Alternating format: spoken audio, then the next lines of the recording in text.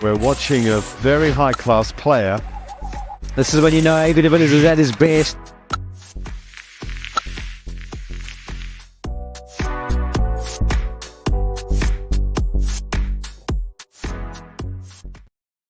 Good day, everyone. Thank you for joining me on 360 Live. Saturday, once again, it's around 12:30 over here in South Africa, closer to 12:40 actually. There's a lot of cricket happening as we speak around the world. India and England facing off. It's been a very interesting test match. And as I am looking at the scores, England having a bit of a fight back here. They're not giving up. Fantastic 100 by Pope. And they've got a lead of 91, which is obviously not enough at the moment. But you add another 100 to that. They're six wickets down at the moment, so I don't know if they're going to get there. But they're certainly fighting, which is fantastic to see, and it just makes for great viewing. There's also Australia and West Indies happening over there in Brisbane, the Gabba. That pink ball is flying all over the place, and it looks really difficult to bat. But the West Indies really making a good show out there, not only with the bat and ball, but also some gymnastics. And we will share that video very soon. I want to hear you guys what you think. I want to hear your thoughts about that fantastic acrobatic flip that we saw on the cricket pitch. It was pretty cool. And Zayn, straight off the cuff, what an innings by vice-captain Ollie Pope. Pope needs to score 200 if England want to sniff. I think 200 is a bit steep. I think another 50-odd from Pope and 50 from the rest of the batters. And India will be chasing 200 on a turning wicket in the final innings of a test match. That's never straightforward and easy. I've seen many guys get bowled out, many teams get bowled out under 200 in that final innings. And we know how tough it can get in those Indian conditions. Over there in Hyderabad with his first test match. It's been very entertaining cricket. I have posted quite a bit about it, and I'm looking forward to discuss that with you guys as well. Remember to post your questions down low in the descriptions box. Also subscribe to my channel. I'm certainly having a lot of fun over here with you guys, and the interaction is the part that I really enjoy. So I love these live sessions, and I want you guys to ask as many questions as you can. So subscribe to the channel, hit that bell notification as well to stay in the loop. Also follow me on socials. And let's have a bit of fun over here. There we go. Sarvesh, Gill's form after the World Cup has been a concern for Team India. How difficult is it to adapt to different formats? Yes, I've always played it down, more so because of the fact that it is really difficult. But in press conferences while I was playing during my career, I would always play it down a touch, saying that it's not too hard. And it shouldn't be that hard, except for the workload and the mental fatigue on a man's mind during these format changes. But ultimately, technically, the game doesn't change much. I always train the same kind of basics for all the formats. I always felt that when my basics are in place, and those basics are moving nice and early, having good balance at the wicket, keeping my eyes level or parallel with the ground, and making sure I hit the ball as late as possible. Those were the trigger points for me in all the formats. Even T20 cricket, when you don't have a lot of time at the crease, I always felt like if I do the basics well, there's ample time to show off different shots, to up the ante, to take it from the third to the fifth or sixth gear in a T20 match. And that also connects with a tweet that I posted not long ago about identifying moments in not only Test cricket, but in all formats, in T20s and ODIs as well. It is probably one of the most important things a batter needs, or even a bowler. And certainly one of my biggest strengths was about understanding the different rhythms of the game, the different moments in the game, when to absorb pressure, when to apply it. And I discussed that in depth with that post on X. As I put it up for you guys quickly, India was batting there in that in the first innings at 8 or 9 runs to the over in that start. And I just felt like the opening batters identified a moment up front in that innings. Rowett was on fire. Jaiswal was playing some of the best cricket shots I've ever seen with a new ball. Just identifying the moment that this is probably the time of the game in the innings where it's going to be easiest to score. And as the ball gets older, it gets harder and harder. And the fielding team will be able to apply more pressure on you as a batter, more catches around the bat. The ball doesn't fly off the bat. as it does with the new ball. So fantastic cricket there from Rohit and Jaiswal, giving India that momentum that they really needed, and ultimately getting a big lead, which could prove to be the match-winning innings there for India. All the batters chipped in, and they just identified that it's not easy to stay in as a batter. This is not a wicket where you can just stay there and defend and play. Even with Ollie Pope's fantastic 100 here, he's scoring at a really good rate. He's always showing intent, and that's crucially important. We did discuss it in length or in depth before the start of this series. I did touch on the fact that you need to be positive. Those are the guys in difficult conditions that do well. The batters that play well are the guys that show intent, that always have a positive vibe at the crease. As Ollie Popes plays a very, very interesting reverse lap scoop. I don't know what you call that, of Jadeja. Jadeja 1 for 83 in his 22 overs. I haven't seen figures like that on a turning deck from him. So very interesting. If your television screens are on, have a look at this replay. Incredibly interesting shot over the head. It was like a dill scoop. You remember Tilaka Ratne Dilshan literally hitting it over the wicketkeeper in the first slip there for 4 runs. So Ollie Pope probably playing the best test innings of his life right here. 132 of 185 balls and keeping England in the game. And Jadu is turning the ball square. So that just adds to the class of Ollie Pope and the fantastic innings he played here. So I said, sorry, AJ, if you don't mind putting that post up again, I didn't even get to it. I posted about it. So that's the one part, India identifying that moment. And then also, you don't have to call it brave, bold, or bears ball. Bit of tongue in the cheek from me again. Just having a bit of a go of people always having to put people in groups or name things. I just feel it's unnecessary. You either play positive attacking test cricket or you don't. It's as simple as that. So India identified that moment, and you can call it whatever ball you want. All they did was literally playing the situation. The identifying moments in a test match where you can get ahead in the game is what it's all about. And when the momentum shifts and the bowlers start bowling better, they start applying pressure on you as a batter, you can't just keep playing. You'll get out, okay? And the game will bite you. And that's what I say at the bottom there. If you don't respect the different moments and momentum shifts in the game, it will end up biting you. So Rohit and Jaiswal, fantastic start, but Rohit may be a little bit naughty of staying in that mode, even though England started tightening the screws a bit on them. The run rate started dropping to 6-5, somewhere there. And then that's another moment where you go, okay, do we still need to bat at 9 and over? Or do we appreciate the fact that England now have got the hang of the conditions, they're bowling better, they're tightening the screws. Now maybe I've got to go from 5th gear to 3rd gear for 20 or 30 minutes and assess again at that time. So that's the game of cat and mouse in Test cricket, and that's what makes the format so incredibly attractive to people around the world. Certainly to me, I absolutely love watching those moments. With Rohit's dismissal, you could sense the fact that something is going to come, something is going to happen. The ball's starting to turn and bounce. The lacquer of that new ball is off and it's starting to grip in the deck. You can't just keep playing through the line of the ball. Things need to change. Play it a bit later, under the eyes, find different scoring areas.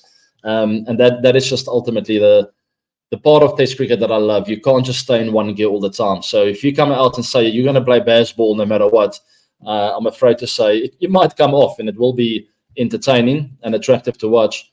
But the consistency is going to be a big problem.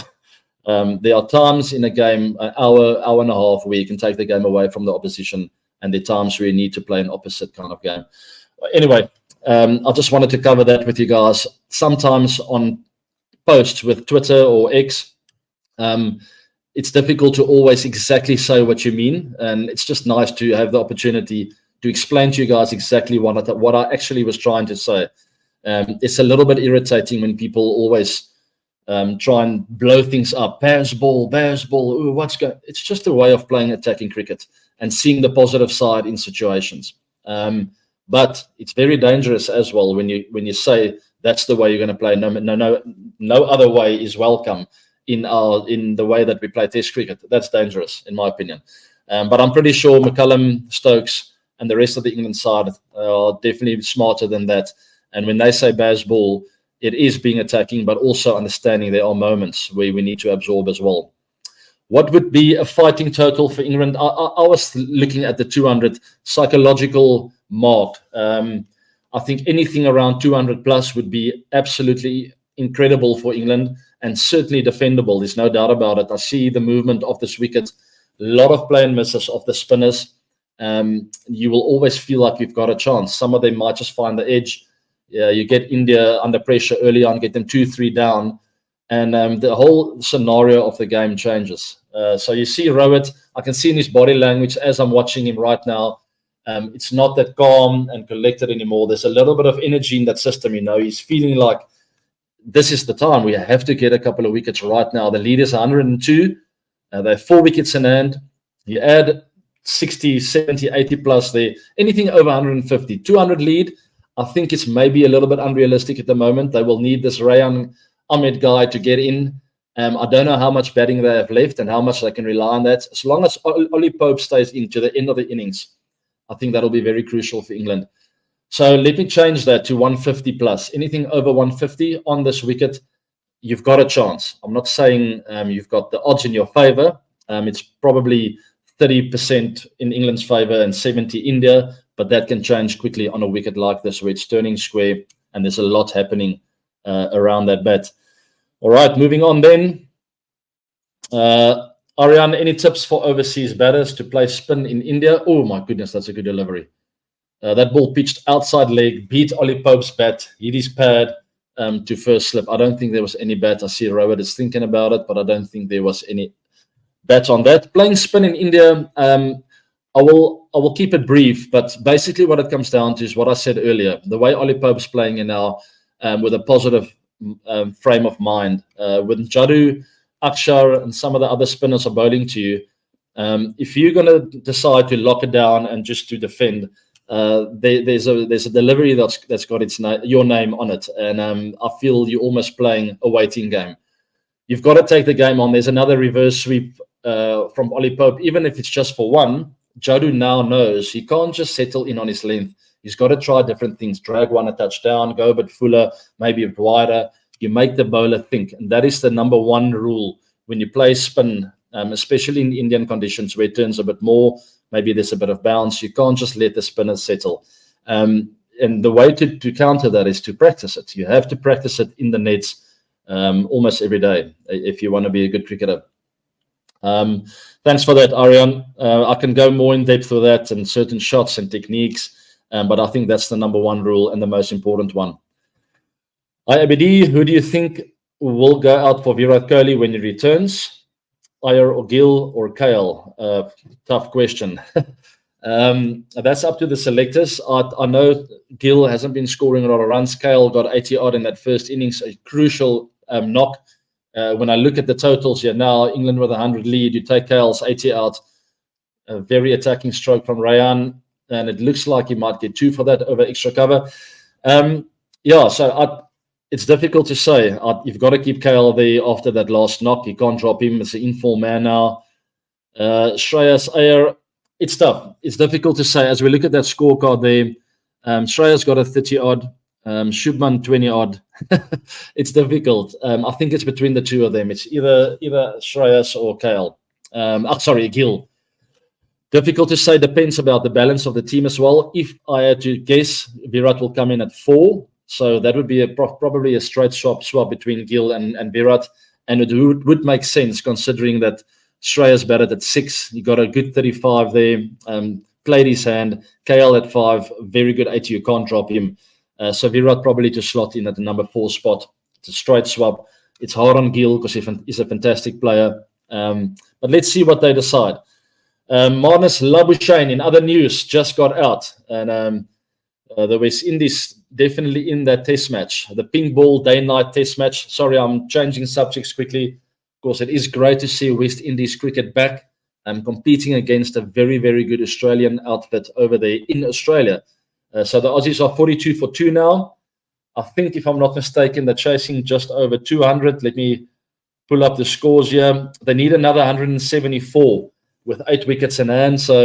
And the ball's moving all over the place. I want to know what you guys also think about day-night test cricket. Watching it on the television screen, I find it very entertaining because the ball's moving around a lot at night. It gets a bit flat in the afternoon, and then it starts moving around at night. And very interesting to see the declaration of Australia as well in that first innings.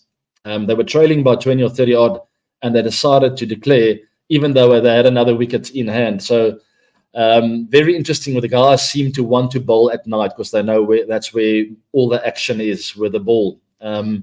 I find it very entertaining. It's at a decent hour, because, well, not in Australia, but when it happens around the world, let's say in India, for instance, people can go to watch Test cricket after work. And I think that's the thinking of the ICC of introducing day-night Test cricket, is to have more people being able to go to the game and not having to put in leave, because we don't want to put in 5 days of leave at work and then you have to catch it up at the end of the year when you really want to go on holiday with your family. So the target for Australia is 216. That is around 174 still to get. They are 42 for 2, and it's just a fantastic Test match. We will show some different skills from a player in the West Indies team in just a minute, and I'm looking forward to share that with you guys. As he got his first Test wicket, he decided to do a 10 out of 10 acrobatic flip. So we will play that clip for you guys. Flip clip. Sorry, tongue twister. So here's the clip of that West Indies play. Oh my word, it's so acrobatic. Simply astonishing. I don't know what will end up happening with me if I had to try that. I want to know if some of you out there can do something like that. I think if I practice it enough, I might pull it off. But I don't know. I might not be able to walk after attempting to get to succeeding. So very interesting that, and I absolutely love that. Hopefully he doesn't have to do that every time, because if it becomes a trademark move of his getting a Test wicket, he's going to keep himself busy. He might end up cramping in a Test match if he gets 5 wickets for all the wrong reasons. But very cool. Goes hand in hand with the entertaining cricket we've been witnessing with that pink ball, and just a little bit of a cherry on the cake with regards to entertainment. All right, let's pull up the next question, guys. On that note, I am also doing a Betway SA20 game tonight. It's the big derby between the Pretoria Capitals and the Johannesburg Super Kings, Joburg Super Kings. It's a derby. Joburg is about a 30 minutes drive from Pretoria, where I live. So it's always a big battle when the two cities clash. And it's a big game for both teams. It's a must-win for both teams. They are both struggling this season. The Pretoria Capitals won their last game. The Joburg Super Kings lost their last game. As we look at the log, they're bottom of the log, the two of them. 8 points for Pretoria Capitals and 6 for Joburg Super Kings. So it's a must-win. If any of these teams want to qualify, they have to win here. The Pretoria Capitals are playing 2 more games against the My Cape Town guys. So there's a great opportunity for them to jump ahead of both Joburg Super Kings and the My Cape Town team, and put their hands up for the qualification round coming up later on next week. So it's all to play for them. Top of the log is 23 points, DSG, Durban Super Kings, Super Giants. 22 points for Paul Royals. That's Josh Butler, David Miller, and co. Sunrisers Eastern Cape, they're the defending champs. They won last year. They have a game in hand with their 15 points there. So if they win, they will jump up. There's a big incentive if you finish top 2. It's the same as the IPL, where 1 and 2 play against each other in the knockout. The loser play the winner of 3 and 4, and the winner there go and play the number 1 team then. So big incentive and a big fight for Durban Super Giants and Paul Royals to finish top 2, because it's a fantastic incentive if you do. Yeah, I fully agree, Praneeth. SA20 is nicely poised. The top 3 is sealed for the last 1 spot. 3 teams are fighting, and that's exactly what's about to happen today. So in about 10 minutes, I'm going to greet you guys. I've got to get into my beautiful formal wear, and I will be heading over to Centurion Park to enjoy the entertainment there. And if you are anywhere else in the world, please join us. Have a look at the game. It's going to be an absolute blistering fighter of a game, because it's a must-win, and I love games where it's a must-win. I think almost the team that loses tonight sort of can't make it through to the knockout stages anymore. But let's see. I'm talking under correction, so please correct me if I'm wrong. But great game nonetheless. Geo Cinema streams it over there in India. other parts of the world, join us with that broadcast. I will be in studio with my friends, Mark Butcher's there, Mark Nicholas, Sean Pollock, Vernon Philander, and quite a few others. Hopefully going to entertain you guys by giving a bit of backroom information about the game and what we think of the tactics of the teams and the players. All right. Let's pop up one more question then, and then I want to share something else with you guys. Muhammad Ali. I'm pretty sure you're not the real Muhammad Ali, but nice name if it is your real name. What a legend of boxing that man was. Fly like a butterfly, sting like a bee. What an incredible legend. South Africa UFC player Dricus du Plessis, a middleweight champion. Appreciate him. I forgot to bring that up. I wanted to bring it up in the week. I got up early in the morning to watch that live. MMA. He fought Sean Strickland, middleweight, middleweight. What do you call it? Title fight, if I may say. And I watched all 5 rounds. Dricus du Plessis, South African, the pride of South Africa, South African hero now, came back a couple of days ago, and he got a hero's welcome at the OR Tambo airport when he arrived back after beating Sean Strickland. It was a very close fight. They have different styles. Strickland more of a jabber, a fantastic boxer. And Dricus just got this all-round game. He can box. He can take guys down onto the floor. He's got a very strong kick, which proved to be fantastic in that fight. And he got a lot of points with all those takedowns and also the kicks on the head. So just a very proud moment, getting a world champion. I don't know what you call it. I don't know UFC that well, but I have been following Dricus du Plessis' career, and I'm very proud of the man. Just fantastic. All right, let's pull up something else. For those of you who don't know, I've been working on a mobile game, a video game, whatever you want to call it. It's been important to me to... It's not about making money of this. It's not about doing marketing. I wanted to share a little bit of behind the scenes of my life with you guys. It's going to be a story kind of mobile game. I'm in partnership with Myria, and it's just a fantastic experience so far. I've been writing a lot about the early years of my life, playing cricket on the tar roads in the backyard, and that's where the game starts. In the house, I very clearly remember how my mom would get angry at us because we played cricket in the house and we would break glasses. We were very naughty, ultimately moving into the backyard, the swimming pool. So the scenes of the way I was brought up, the house, we move on to the next level. You got to get through the level to go to the next one. And ultimately it'll finish off as me as a grown-up man, all digital, but in the streets of Mumbai and India. I wanted to do it differently. I felt the feeling was that all these old-fashioned cricket games is very boring. It's just this cricket pitch, and you just hit balls, and there's a crowd. And I always felt it's boring, so I wanted to take it in a different angle. We will have some cricket pitch games, but I wanted to show you guys the back streets of Bangalore and Mumbai and Pretoria, places where I actually played cricket growing up from 3 years old all the way, well, to now. I'm still playing. That's the funniest thing, because I did the full cycle. I'm back to playing in the backyard with my boys again. So I think you guys are going to enjoy the game. We're still very raw. It's called 360 Cricket, and there's some scenes of it. We've worked so hard on the digital side of it, making sure it looks like me growing up. And there's a bit of a scene on the left there. You can see we're in the streets there. And I think it's going to be very enjoyable to play. There's also player versus player modes. There's points. There will be upgrades.